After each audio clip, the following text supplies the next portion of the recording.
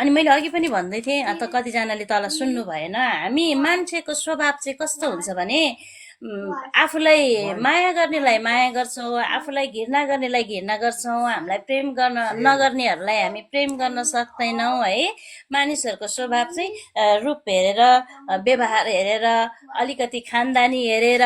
अनि राम्रो मान्छेहरूलाई स्वागत गर्ने अलिकति झुप्रे झाम्रोहरूलाई स्वागत गर्न मन नलाग्ने बाटोमा हिँड्दैछ भने पनि अलिकति साइड लाएर हिँड्ने हामी मानिसको स्वभावहरू चाहिँ त्यस्तो हुन्छ नि त त्यसैले परमेश्वरको वचनले चाहिँ आज तपाईँ र मलाई के भन्दै हुनुहुन्छ सबैको भलाइ गर्नु आमेन हालेलुया सबैको भलाइ गर्नुपर्ने कुराहरू यहाँ भन्नुभएको छ त्यसैले तिमीहरू जे गर्छौ जे रोप्छौ त्यसकै कटनी गर्छौ है अघि दाइले पनि भन्दै हुनुहुन्थ्यो नस्पतिको